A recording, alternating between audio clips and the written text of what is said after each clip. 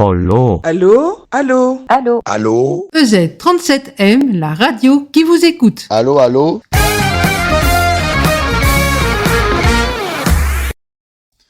Bonsoir, bonsoir. Apparemment, nous avons eu un problème de connexion. Nous espérons que vous êtes à l'écoute. Bonsoir, bonsoir. Voilà, et que le direct se passe bien. Nous nous sommes rendus compte que tout d'un coup, nous faisions l'émission tout seul. Voilà. Alors, décidément, C'est du direct. c'est du direct. Donc, désolé, nous avons quelques minutes de retard. Nous espérons que vous n'allez pas vous offusquer de cela. Donc, ce soir, nous avons une question de la part de Sabrina. Nous réécoutons la question, ou peut-être pour vous, ce sera La l'écouter. première fois. Voici la question de Sabrina. Bonsoir Claudie, bonsoir Corinne, bonsoir à tous, c'est Sabrina. Donc j'aimerais savoir s'il est possible, donc disons s'il est important, voire indispensable, d'avoir une communauté physique où nous les chrétiens nous réunissons, ou est-ce possible en fait justement d'avoir cette communauté en ligne uniquement. Merci de votre réponse.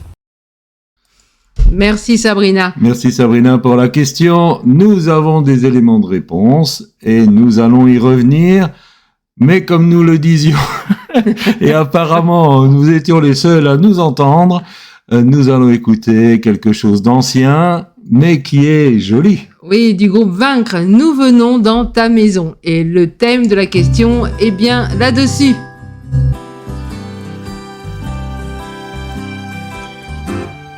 Nous venons dans ta maison et nous nous assemblons pour t'adorer.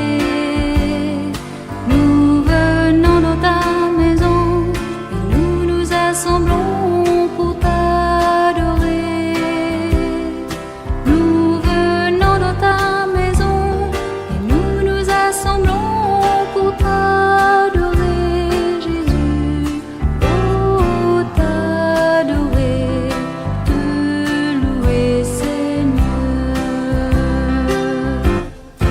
Tu nous donnes ta justice, tu nous as franchis pour t'adorer. Tu nous donnes ta justice, tu nous as franchis pour t'adorer.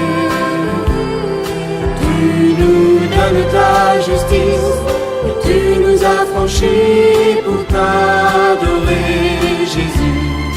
Oh, t'adorer, te louer, Seigneur.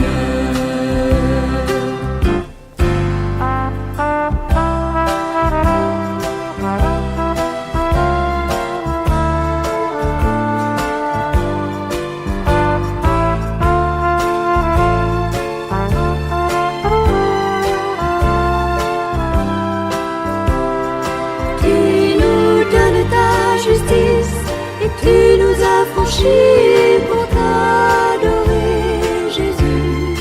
Oh, t'adorer, te louer, Seigneur. Nous levons nos mains vers toi et nous te contemplons pour t'adorer. Nous levons nos mains vers toi et nous te contemplons pour t'adorer. Nous levons nos mains vers toi et nous te contemplons pour t'adorer, Jésus. Oh, t'adorer, te louer, Seigneur. Nous levons nos mains vers toi et nous te contemplons. Nous sommes ce soir sur la question: est-ce qu'il faut adhérer à une communauté physique ou est-ce qu'une communauté par le net est suffisant? Grosso modo, c'est comme ça qu'on peut définir la question de Sabrina. Alors peut-être d'abord, faudrait revenir à la notion de ce qu'est l'Église réellement.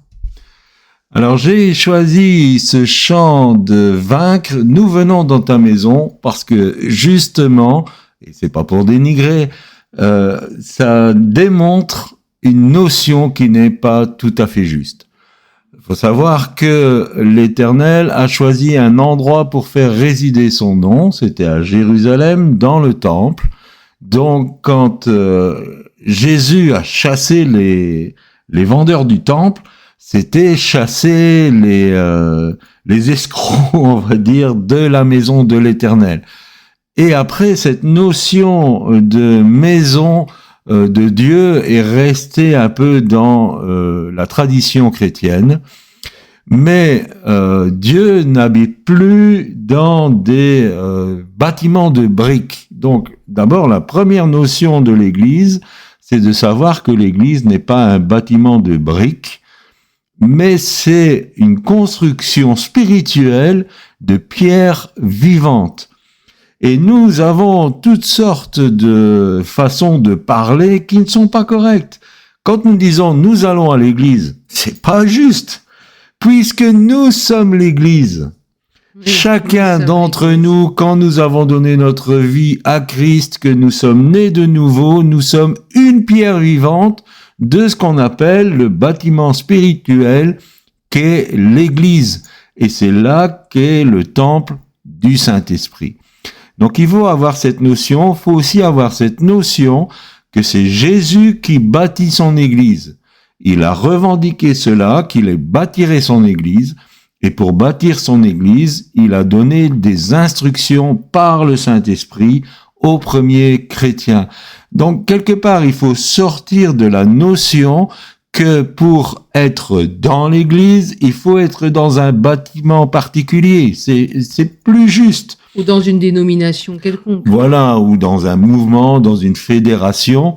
Si je me répète, mais si vous avez donné votre vie à Christ, que vous êtes né de nouveau, vous êtes l'Église, là où vous êtes. Et cette notion, quand je l'ai comprise, elle a bouleversé ma vie, parce que je me suis dit, je suis l'extension de l'Église là où je suis. À mon travail, dans mon quartier, dans ma famille, partout, je suis l'extension de l'Église. Je suis une manifestation de l'Église là où je me trouve. Donc, en tant que membre, vous êtes une manifestation de l'Église. Et il faut revenir à cette notion que nous ne venons pas dans la maison de Dieu. Nous n'allons pas à l'église, nous ne faisons pas partie de l'église parce que nous sommes dans un bâtiment particulier. Nous sommes l'église. Voilà, alors nous allons écouter « Si l'Éternel ne bâtit la maison » de Promesse. C'est aussi un vieux chant que j'aime particulièrement.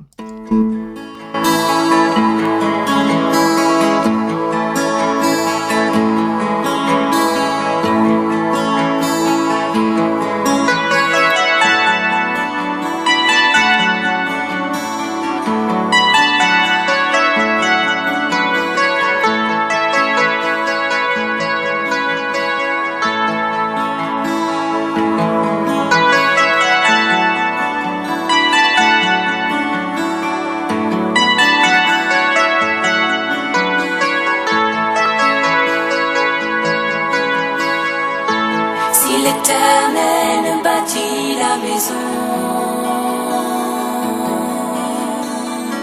ceux qui la bâtissent travaillent en vain. Si l'Éternel garde la ville, celui qui la garde veille en vain.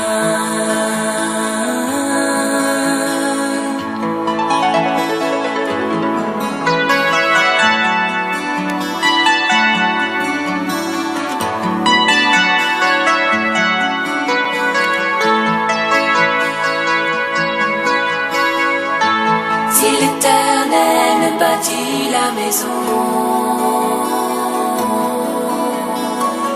ceux qui la bâtissent travaillent en vain. Si l'Éternel garde la ville, celui qui la garde veille en vain.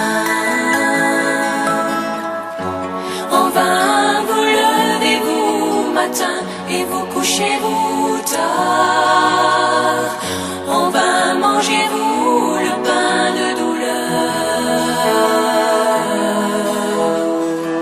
Il en donne autant à son bien-aimé pendant qu'il dort.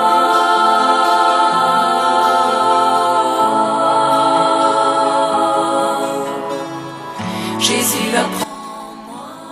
Alors, ce genre de questions n'aurait peut-être pas eu lieu d'être avant les situations que nous avons vécues à partir de 2020 et notamment du premier confinement. Mais je pense qu'il y a des leçons à retirer de ce confinement. Oui, je crois qu'il y a plusieurs leçons. Tout d'abord, je pense que l'Église, en tant qu'Église, corps de Christ, nous n'étions pas préparés à cela. Et certains ont même abandonné la foi du fait de ne plus pouvoir se rendre dans un bâtiment. Malheureusement, les chrétiens sont habitués, pour beaucoup d'entre nous, à ce que ça soit le pasteur qui fasse tout.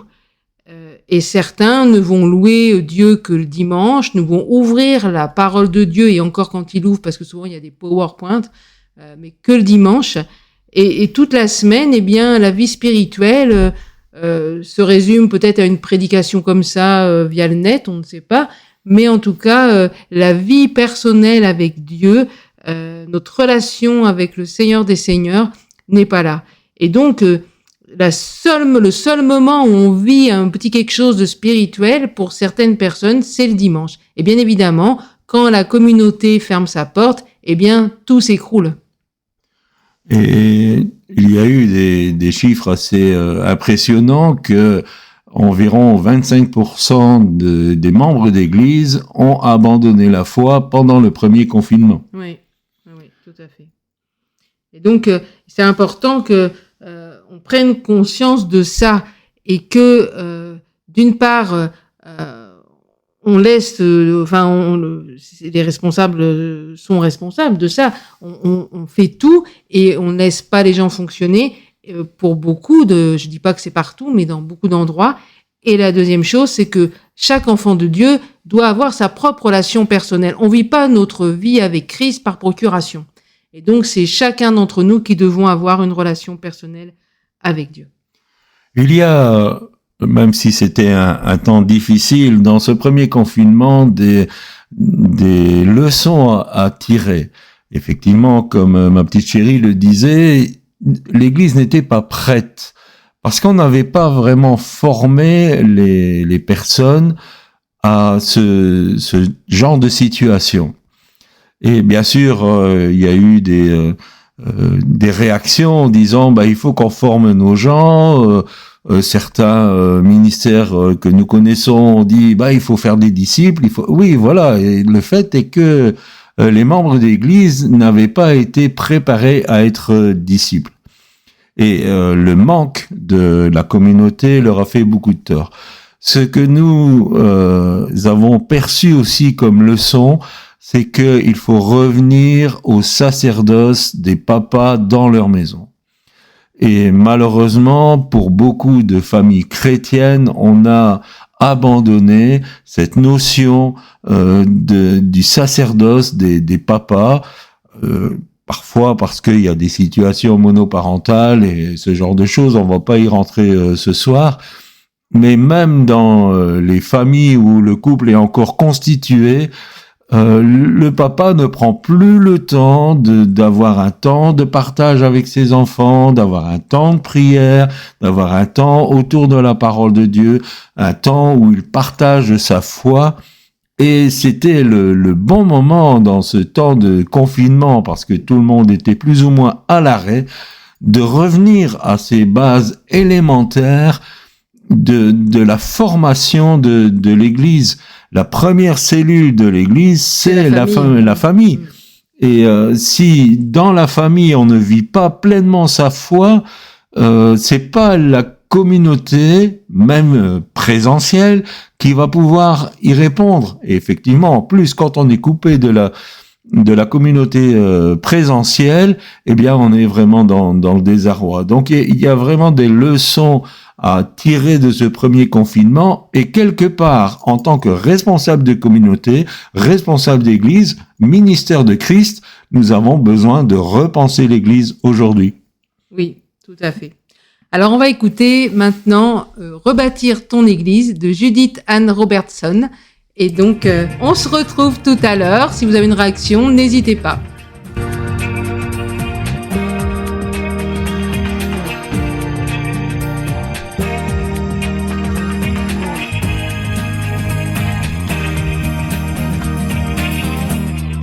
Aide-nous à rebâtir ta maison. Appelle-nous à reconstruire nos nations. Fais renaître l'espérance, revivre la compassion. Viens ranimer en nous le feu de ta passion. Viens souffler sur nous, Saint-Esprit, fais en nous ton feu et ta vie. Rassemble ton corps brisé, ton peuple dispersé. Nous serons debout, nous tiendrons sur Christ. Nous avancerons, pour lui, nous sommes enlevés. Nous serons debout, nous tiendrons sur Christ. Nous avancerons, pour lui, nous sommes enlevés. Nous serons debout.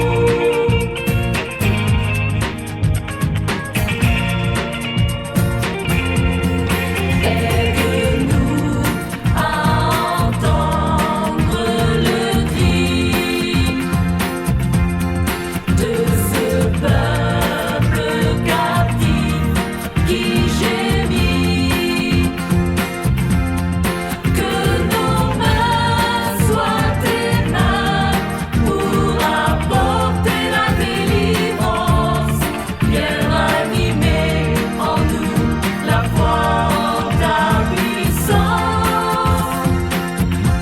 Viens souffler sur nous. Judith Ann Robertson, quelque part dans cette émission, nous voulons dire il faut rebâtir la maison, en tout cas avoir une orientation pour l'Église. Alors pour répondre à la question de Sabrina, quels sont les avantages et aussi les inconvénients, il y en a, de la communauté présentielle? Bon, c'est pas on va dire, c'est pas exhaustif, quoi, hein, mais on peut dire que l'avantage premier, c'est bien évidemment avoir des liens sociaux, entre guillemets, normaux. Voilà, on peut se voir, on peut se créer un petit noyau de personnes, on est ensemble, voilà.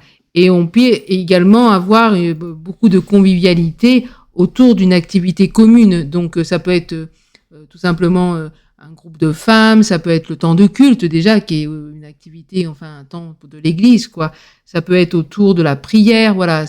On a des choses en commun, ensemble, en présentiel, et voilà, c'est, je dirais, les gros avantages de l'église. Il y a aussi tout ce qui peut se passer après le culte, les discussions, les prises de nouvelles des uns et des autres. Voilà, et ça, c'est important. Après, les inconvénients, je dirais que ça accentue l'effet de clan, souvent, parce que on pourra constater dans beaucoup de communautés que, eh bien, c'est par petits clans de tant de personnes, à droite, à gauche, et que, quelque part, l'Église n'est pas pleinement ensemble.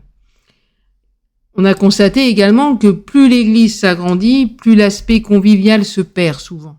C'est peut-être pas le cas dans toutes les assemblées, mais dans de nombreuses assemblées, on a constaté cela. C'est-à-dire qu'un fonctionnement d'une communauté pionnière sera beaucoup plus fort dans la communion fraternelle qu'une église où on commence à être 200, 250, 300 personnes, où on ne se connaît plus vraiment. Après, il y a également la proximité géographique, parce qu'il faut une proximité géographique. On ne peut pas se trouver à 3 heures de route de l'assemblée que nous fréquentons tous les dimanches. Et puis en semaine, parce qu'il y a des réunions de droite et de gauche. Et après, on fait aussi le triste constat dans les communautés d'un nombreux absentéisme au niveau notamment des personnes, on va dire, qui sont en souffrance, qui sont malades, et des personnes âgées. Souvent, elles désertent l'église, la communauté, parce qu'elles n'ont plus la possibilité, la facilité d'accès jusqu'au bâtiment. En fait, il y a un phénomène, c'est que si quelqu'un est absent à cause d'une maladie ou une personne âgée parce que elle a des difficultés peut-être plus qu'une personne moins âgée, au début, il y a un entretien. Il y a des visites, il y a des demandes de nouvelles et tout ça, mais si cet absentéisme perdure, finalement, la personne n'a plus cette appartenance quelque part à la communauté qui continue à vivre, et puis elle est un peu recluse dans son domaine. Alors pas partout, bien entendu, il y a des communautés qui ont vraiment on va dire des équipes qui visitent toutes les personnes malades, toutes les personnes âgées et tout ça, mais il y a des communautés où ça n'existe pas et c'est un manque. Voilà. Donc voilà pour la communauté présentielle, nous dirions quand même que c'est le premier choix. Voilà, c'est le premier choix. On continue avec Open en ton église.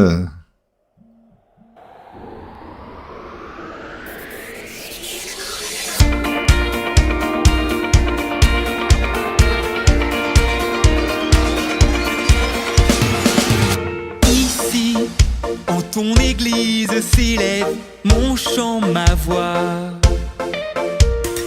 Un pas me fait me lever, me fait dire je vis pour toi.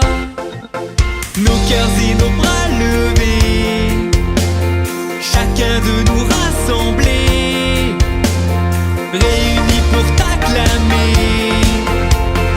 Quand ma vie s'est décidée, c'est par la foi que je peux chanter. Par ta victoire, je peux me lever, car je vivrai pour toi. Je peux affirmer que c'est avec toi que je veux danser.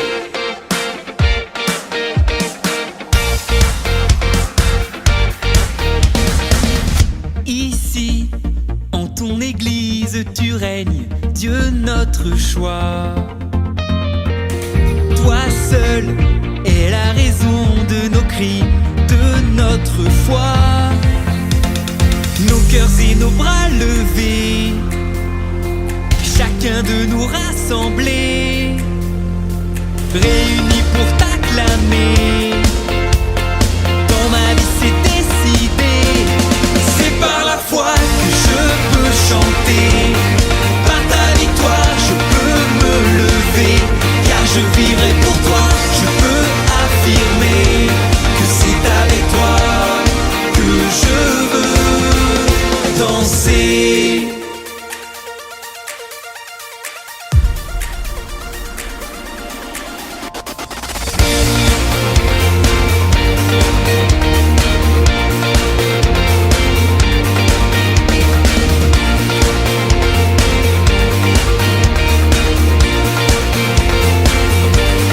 C'est par la foi que je peux chanter.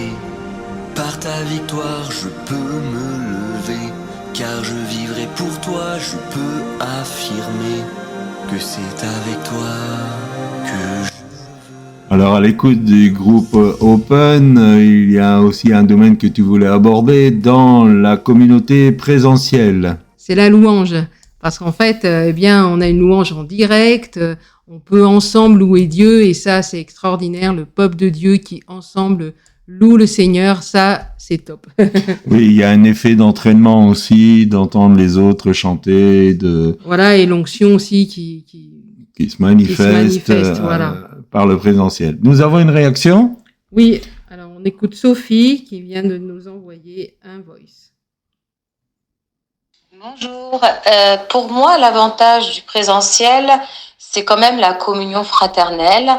Cela permet de rencontrer nos frères et nos sœurs et de créer des affinités aussi, forcément. À la sortie du culte, on apprend à se connaître. Il y en a certains qui viennent vers nous spontanément.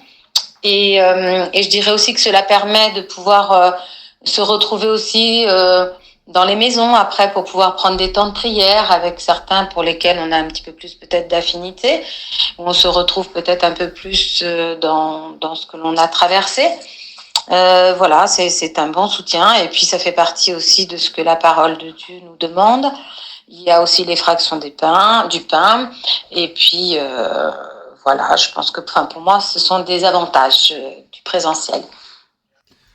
Voilà, nous allons voir que finalement, il y a des choses qui peuvent se retrouver ailleurs. Deuxième choix, je dirais dernier choix, après le présentiel qui est quand même effectivement le premier choix, c'est le culte TV. Oui, alors je dirais que le culte TV, s'asseoir dans son fauteuil et suivre le culte, ça a été une solution au confinement et c'est d'ailleurs ainsi qu'on a vu des multitudes de cultes se mettre en ligne, quoi. Donc c'était une solution au confinement, ça permettait aux gens donc de recevoir de la nourriture et d'avoir également une louange, on va dire, de haute qualité au niveau technique, quoi. Voilà, ça c'est pour moi. Oui, mais il y a quand même des inconvénients aussi. Oui. Moi, de ce que je vois des inconvénients, c'est qu'il y a là aucune communion fraternelle, hein, bien évidemment. Je dirais un encouragement aussi au zapping, un peu comme si on était devant son écran de télé, justement, et puis bien on écoute ça, et puis si le prédicateur, il nous plaît pas trop, on va changer de prédicateur, on va aller sur un autre culte. Donc ça fait un peu effet zapping, hein. Il y a un encouragement également à n'être que des consommateurs, parce qu'on est assis, on fonctionne pas. Et aucune possibilité, bien évidemment, devant son écran de télévision ou d'ordinateur, de fonctionner. Donc c'est un troisième choix, vaut mieux si on est dans une situation où on ne peut pas participer à un culte présentiel, ça peut être une solution, mais c'est pas c'est temporaire. C'est temporaire et puis c'est un mauvais choix quelque part. Et dans ce cadre-là, nous mettons aussi les rencontres Zoom ou par d'autres plateformes où finalement c'est qu'une continuité d'un fonctionnement d'un prédicateur et d'un groupe de louanges où il n'y a pas vraiment de possibilité de participer à la vie. Il n'y a pas le bâtiment, mais c'est une reproduction type de ce qui se vit dans une communauté. On s'aère un peu la tête avec la dédicace d'Arthur que nous écoutons maintenant. Bonsoir, bien-aimés frères et sœurs en Christ, que le Seigneur vous bénisse. J'aimerais dédier ce chant, ce cantique, à tous mes bien-aimés frères et sœurs en Christ de notre assemblée intercédant ensemble, qui est une annexe de Ézéchiel 37M en Tunisie. Portez-vous bien. Merci Arthur, effectivement serviteur fidèle et nous avons la joie d'avoir une annexe du ministère en Tunisie, dans un pays si difficile. Oui, c'est une grâce de Dieu. C'est une grâce de Dieu. Alors le chant qu'il a choisi, c'est Non rien de Tabitha Lemaire, rien ne nous séparera de l'amour de Dieu. De Dieu.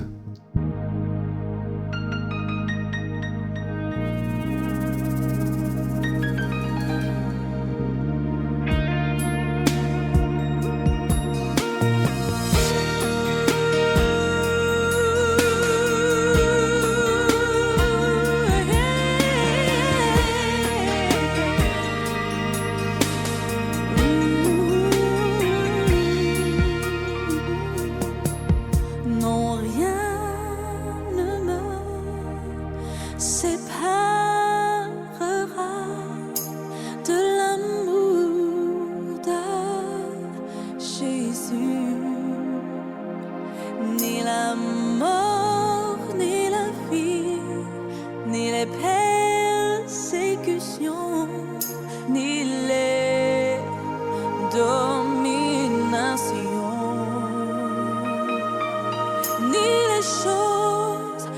présentes, ni les choses à venir, ni toutes les puissances.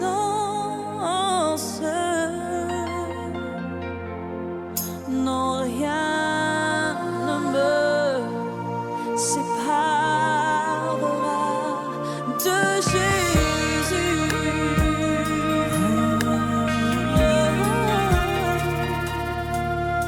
Il est toute ma vie, je ne peux vivre sans lui, car il m'a tant aimé. Là sur la croix, il souffrit pour moi, pour que je sois sauvé. Il m'a racheté, il m'a justifié et il m'a glorifié. Non, rien ne me séparera de Jésus.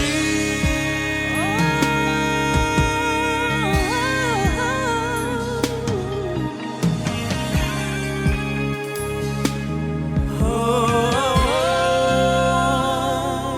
non, rien ne me séparera de l'amour de Jésus. Ni la mort, ni la vie, ni les persécutions, ni les dominations.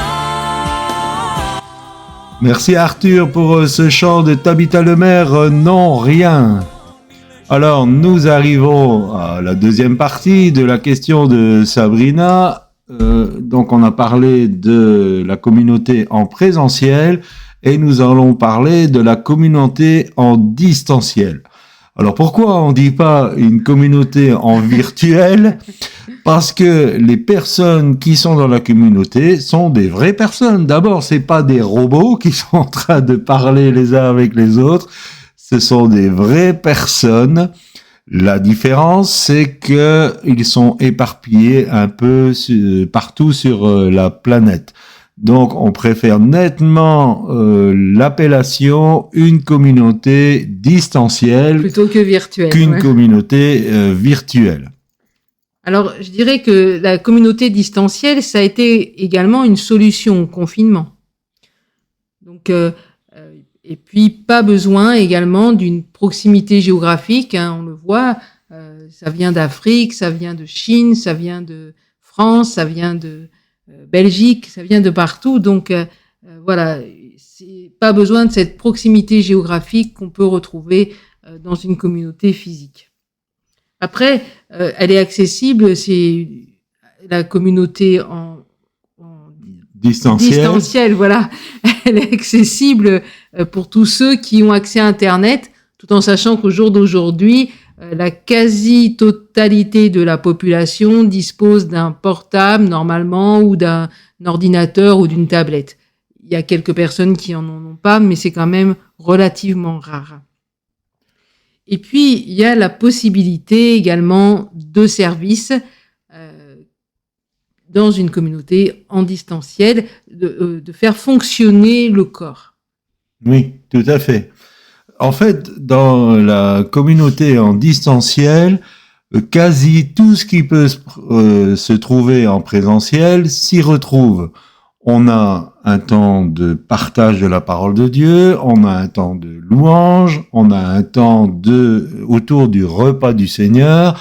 L'un et l'autre peut intervenir à un niveau ou à un autre, donc il y a une possibilité de service. Et même de notre côté, nous avons pu vivre des baptêmes Oui. à distance. Donc à l'exception que pour un baptême à distance, il faut un chrétien physique qui va baptiser l'autre personne, mais sinon le service de baptême est exactement le même que dans une communauté en présentiel, c'est-à-dire que il y a la personne qui témoigne, il y a un petit message sur le baptême, il y a une confession de foi, et puis la personne, plouf, elle tombe dans l'eau, et voilà, et puis après il y a un partage du repas du Seigneur. Donc il y a beaucoup de possibilités qu'on peut envisager dans une communauté distancielle, et qui est vraiment une réponse peut-être aux difficultés que nous avons eues et que nous aurons encore probablement. Certainement. Et je dirais que bon, c'est notre façon à nous de voir tout cela. On dit pas que c'est la façon qu'il faut voir, on dit la façon que nous voyons, dont nous voyons le distanciel.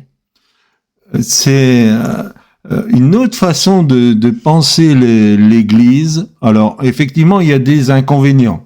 Oui, il y a des inconvénients, bien évidemment. Sinon, ça serait pas l'Église. Hein. Ce serait la perfection. Voilà. Donc, pas d'accolade. Mais bon, on va dire que tant qu'il y a le Covid, je pense que même dans les présentiels, les accolades et les bisous, eh bien, on les oublie. Pas de visite chez les uns et chez les autres, parce que bien, se trouvant l'un au Maroc, l'autre en Afrique, tout ça, c'est compliqué d'aller se visiter. Mais néanmoins, des liens fraternels réels se créent. C'est ça qui est important aussi de relever par rapport à ce que disait Sophie. Même en distanciel, des liens affectifs, des liens d'amitié se créent et on sent des atomes crochus avec les uns ou les autres. Bien sûr, on peut pas avoir des atomes crochus avec tout le monde, mais il y a des liens qui se créent. Et des réactions quand des personnes passent par des temps difficiles. Également, oui. Il suffit de voir même dans Elle, par exemple, ce qui se passe, les groupes de femmes de Z37M, eh bien, il y a vraiment, on va dire, une mobilisation à la prière pour notre sœur qui est en souffrance. Bon, après, je dirais comme inconvénient, donc il y a également le fait que c'est vraiment pas simple au niveau de la louange, parce que c'est un problème technique.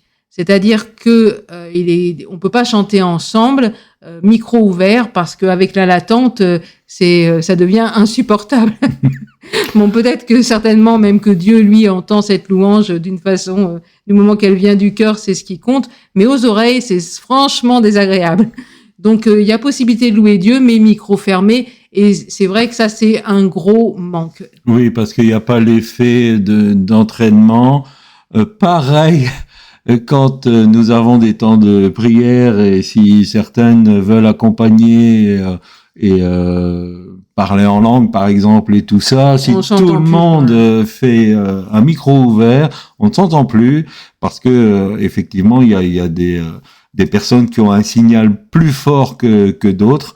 Donc voilà, ça c'est des problèmes techniques qui peuvent un peu enrayer l'effet de groupe. Mais dans l'ensemble, il y a quand même de très très bonnes choses. Bon, après, il faut un équipement également. Il faut une tablette, un ordi ou un téléphone. Et pour quelques-uns, quelquefois, ça leur coûte de l'argent parce que ils doivent acheter des mégas. Tout le monde n'a pas l'internet illimité. Ouais. Donc quelquefois, ça peut être un budget financier. Il y a un effet aussi un peu négatif, positif.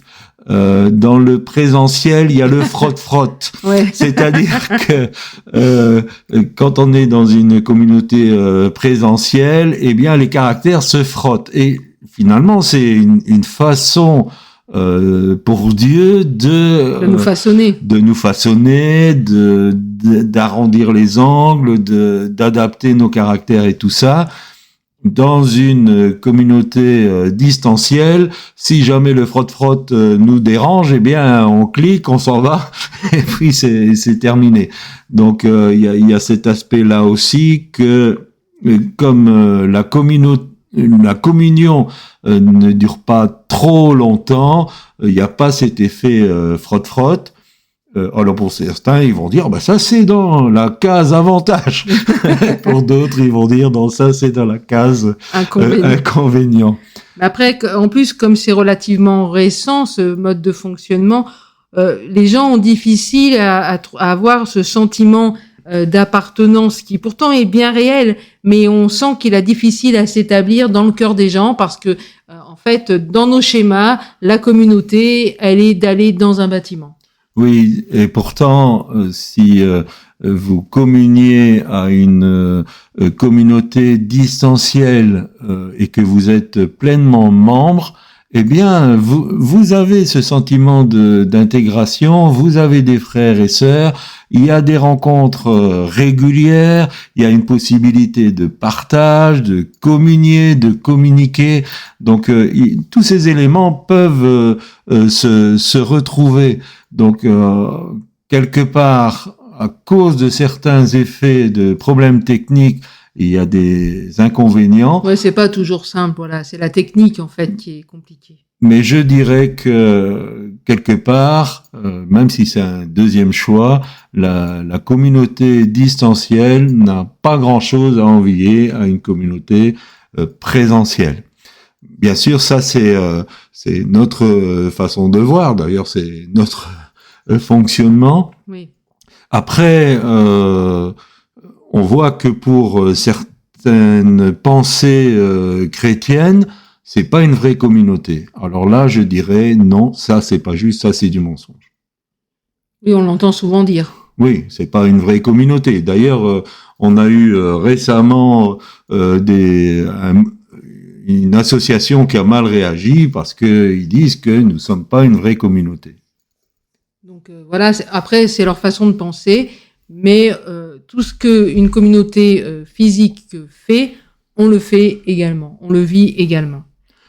Nous passons un temps de louange comme ça devrait se faire. Grand Dieu, nous te bénissons, Nicolas Ternicien. Vous avez le droit de taper des mains.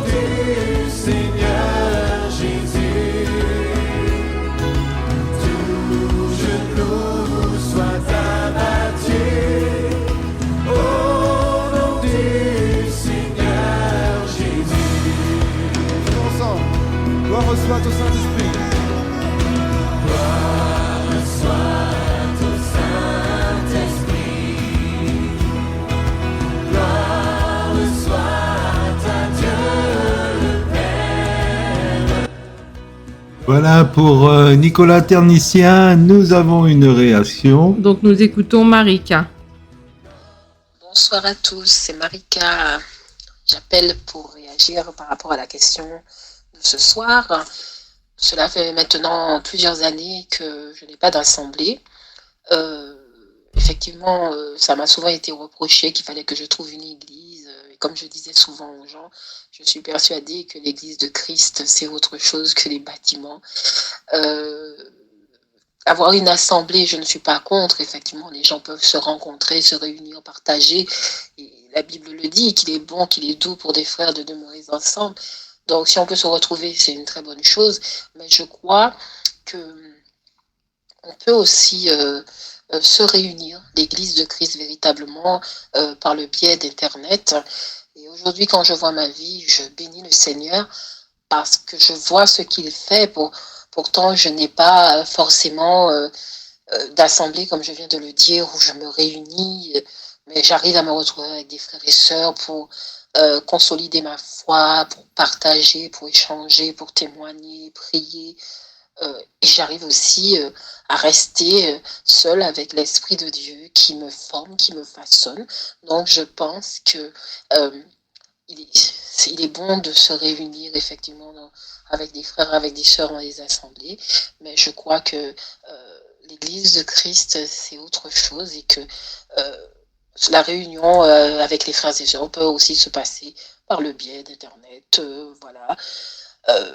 Il y a d'autres supports et l'Église de Christ est consolidée par le Christ lui-même. Donc voilà.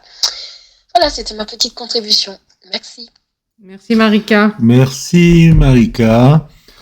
Alors nous en venons à peut-être ce qui fait partie de notre vision, c'est d'arriver à des groupes de maison. En fait, plus que des groupes de maison, parce qu'un groupe de maison dépend directement d'une communauté, mais à l'église des maisons.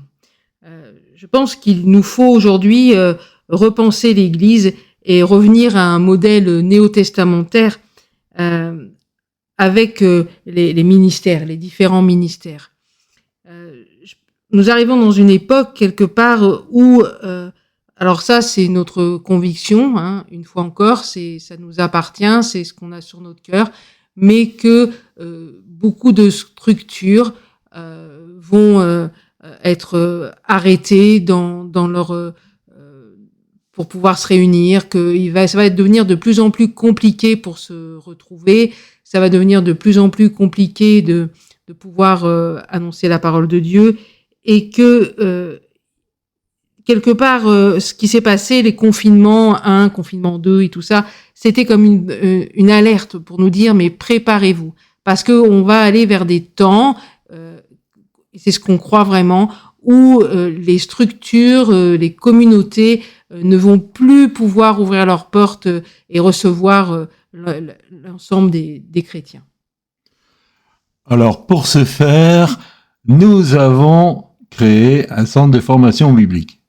Oui, le centre de formation biblique est né en fait de cela, de pouvoir, on va dire, former des gens de façon à ce qu'ils soient enracinés dans la parole, les équiper, c'est-à-dire les faire fonctionner et les envoyer de façon à ce que quand la tempête va sévir, parce que nous sommes convaincus qu'elle va sévir, malheureusement, on aimerait mieux dire tout va aller bien dans le meilleur des mondes, parce que nos vies aussi, on a des enfants aussi, voilà, on a une vie, on a une famille et on est concerné directement également, tout comme chacun d'entre vous, par les temps qui vont arriver. Mais voilà, donc nous pensons qu'il est important que les gens soient formés, équipés et ensuite qu'ils soient envoyés pour pouvoir, au moment où ça va sévir, que tout va se fermer, eh bien eux-mêmes être un phare là où ils sont et peut-être ouvrir leur maison. Alors, ça se base sur ce qu'on appelle un peu le discipulat, qui se fait en 4 étapes. La première étape, c'est que la personne qui enseigne fait les choses, et les personnes qui doivent être enseignées observent. La deuxième étape, c'est que la personne qui forme explique pourquoi elle fait telle chose. Et ça, c'est le centre de formation biblique. Il y a des enseignements de base, des choses, on dirait même basiques, le b.a.-ba, voilà, mais qui sont absolument nécessaires pour pouvoir être au service de Dieu. Que ça soit sur une bonne compréhension de la parole de Dieu, savoir préparer un message, la louange, discerner un peu le prophétique, enfin tout ça fait partie du cycle 1 du centre de formation biblique, et c'est l'explication de pourquoi les choses doivent se faire de cette manière. La deuxième étape, et qui correspond à la troisième étape du discipulat, c'est que le disciple, on va l'appeler comme ça, commence à faire les choses et la personne qui enseigne amène le correctif. Et ça, c'est équipé. Oui, parce qu'en fait, former les gens et ne pas les mettre en situation, ça sert pas à grand-chose. Donc l'objectif, c'est d'arriver à mettre les gens en situation afin qu'ils mettent leurs dons, leurs talents en action. Et pour ça, Ézéchiel 37 on dispose de différentes plateformes. Et c'est également apprendre, et ça c'est un peu plus difficile, toute forme de contraintes, toutes sortes de contraintes qui peuvent être liées au service. Parce que servir Dieu, eh bien, il y a des contraintes. On sert pas Dieu comme ça. Il y a des contraintes au niveau temps, il y a des contraintes au niveau préparation, il y a des contraintes au niveau tout un tas de choses. Oui, il y a des choses à respecter, il faut de l'organisation, il faut un timing, il faut savoir donner la priorité à ce qui est vraiment prioritaire. Voilà, donc tout ça fait partie d'une réorganisation de notre fonctionnement au niveau de Christ. Seulement les personnes, quand elles sont donc formées et ensuite équipées, qu'elles sont mises en situation, donc quand on est en situation, et même nous encore aujourd'hui, eh bien on apprend de nos erreurs, on apprend de ce qu'on fait bien, mais on apprend aussi de nos erreurs.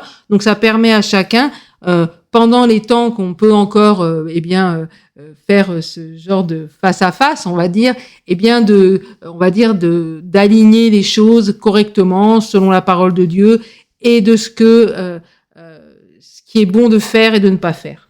Et la quatrième étape, c'est ce que Jésus a envoyé ses disciples 2 par 2, et puis ils sont revenus rendre compte.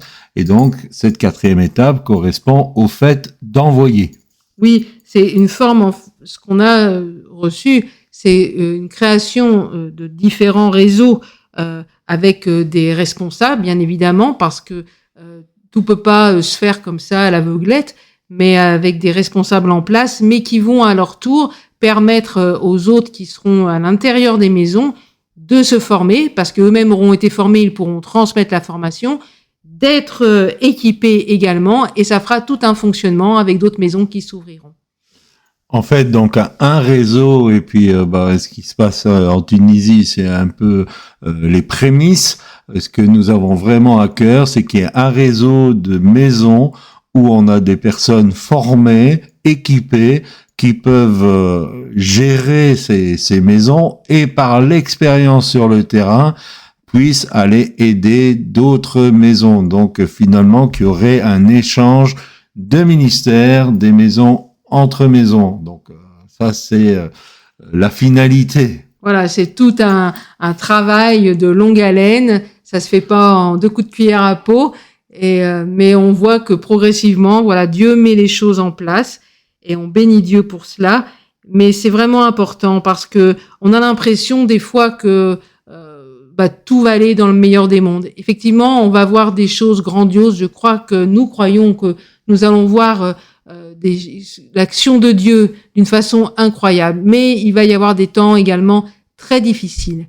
Et si nous ne sommes pas formés, équipés, eh bien, si on avait l'habitude de fonctionner, tout ça, eh bien, quand on va devoir le faire nous-mêmes, tout seul, qu'on va se retrouver en maison et tout, et que les gens vont commencer à venir nous voir parce que des gens auront soif et qu'ils vont venir nous voir, eh ben, on sera pas pris au dépourvu. On saura déjà faire ce qui est important de faire pour recevoir toutes ces personnes. Donc voilà un grand projet qui a été pensé, réfléchi, prié, qui correspond à le dépôt qu'a mis le Seigneur sur notre cœur. Donc, nous sommes là pour préparer tout enfant de Dieu qui veut bien se préparer pour ces temps difficiles. Et une dernière chose qu'on n'a pas dite au niveau de l'Église, c'est que le ministère n'appartient pas au ministère. Oui. Qu'est-ce que je veux dire par là? C'est que les ministères, les hommes et les femmes choisis par Dieu sont là pour équiper les membres de l'Église pour qu'eux-mêmes font le ministère. Et malheureusement, souvent, c'est les ministères qui font tout, et puis les membres d'Église, eh bien, ils consomment. Alors Donc- que Dieu veut que l'Église fonctionne, tout le corps. Il a placé des dons, des talents en chacun, et c'est à chacun de nous de les mettre au service du Seigneur et au service des autres. Je vous encourage vraiment à faire une étude approfondie d'Éphésiens chapitre 4. Lisez attentivement chaque terme et vous verrez que la vision de Dieu pour les communautés, c'est celle-là. Une communauté où des hommes et des femmes sont donnés pour perfectionner les saints, pour que la communauté puisse, elle, exercer le ministère. Et si la question, on va éviter qu'on ait cette question dans les prochains jours, la question c'était c'est quoi le ministère de l'Église?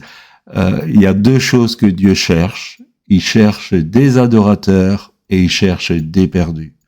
Et la grande mission de la communauté, de l'Église en tant que telle, c'est de devenir une Église d'adorateurs et qui va chercher les perdus. Oui. Tout un programme. On s'écoute encore un peu de musique. Comme on avait 2 minutes de retard, on va déborder de 2 minutes. On écoute Pat Burning. Nous sommes dans la joie. J'espère que c'est votre cas ce soir. Demain, samedi, on peut dormir. Yeah.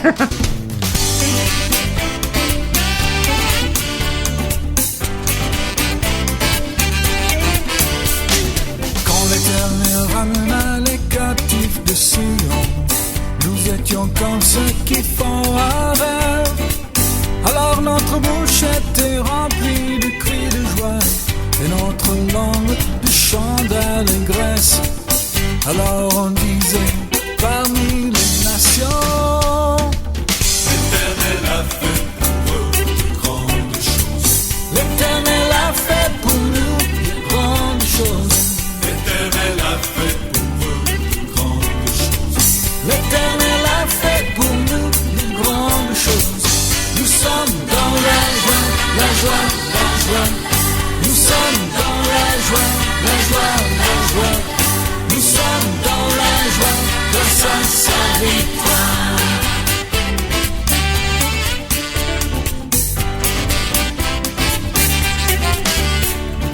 Tous ceux qui sèment dans les larmes de la souffrance moissonnent avec des cris de joie. Tous ceux qui vont en pleurant avec la semence s'en reviennent dans les cris de triomphe, sous le poids de toute leur joie. L'Éternel a fait pour eux de grandes choses. L'Éternel a fait pour nous de grandes choses. L'Éternel a fait pour eux de grandes choses. L'Éternel a fait pour nous de grandes choses. Nous sommes dans la joie, la joie, la joie. Nous sommes dans la joie, la joie, la joie. Nous sommes dans la joie, grâce à sa victoire. Viens changer notre sort, ô Éternel. Comme tu fais couler des cours d'eau au désert. Viens changer notre sort, ô Éternel. Bon, voilà, c'était notre ami Pat Burning. Ça met de l'ambiance. Voilà, nous espérons que vous avez passé un bon moment. Nous espérons que Sabrina a une réponse satisfaisante à sa question. Voilà, il faut préciser que c'est la vision que nous avons reçue de la part du Seigneur. Et donc, chacun reçoit la vision qu'il reçoit. On l'a pas choisie, elle nous a été donnée ainsi. Voilà, donc on vous l'explique, on vous la partage. Et après, chacun est libre de se placer devant Dieu, bien évidemment, et de voir ce que Dieu lui dit personnellement. Nous retrouvons, si vous le voulez bien, lundi. Nous espérons que vous allez interagir. Envoyez des questions. Je rappelle le numéro par WhatsApp, par voice exactement, au 0033 750 87 56 31. C'est important pour nous de recevoir vos questions. Si vous voulez que cette émission, dure, il nous faut des questions. En tout cas, on vous souhaite un excellent week-end. Reposez-vous, prenez soin de vous, et puis, eh bien, allez dans votre communauté, bénissez Dieu, parce que voilà, pour le moment, c'est encore possible de se réunir dans certains endroits. Et si vous êtes ailleurs, eh bien, peu importe, le principal est que vous louez Dieu là où vous êtes pendant ce week-end. Voilà, et dimanche, que ça pète, que vraiment vous soyez remplis du Saint-Esprit et que vous puissiez vraiment apprécier aussi le fait de pouvoir, semaine après semaine, honorer Dieu, avoir un temps de communion, que ça soit présentiel, Ouais, voilà. distanciel, ou même si vous êtes devant la télé. Ayez une communion avec Dieu, Voilà. ça c'est important. Ça, c'est le primordial. On se retrouve lundi. Quand vous entendrez ce jingle, c'est que nous sommes là. Vous avez la possibilité d'écouter de la louange jusque 21h30. Et également de nous faire part de vos réactions en retour si vous le souhaitez. Allez, soyez bénis les amis. À bientôt, bye bye. Allô? Allô? Allô? Allô? Allô? EZ37M, la radio qui vous écoute. Allô, allô?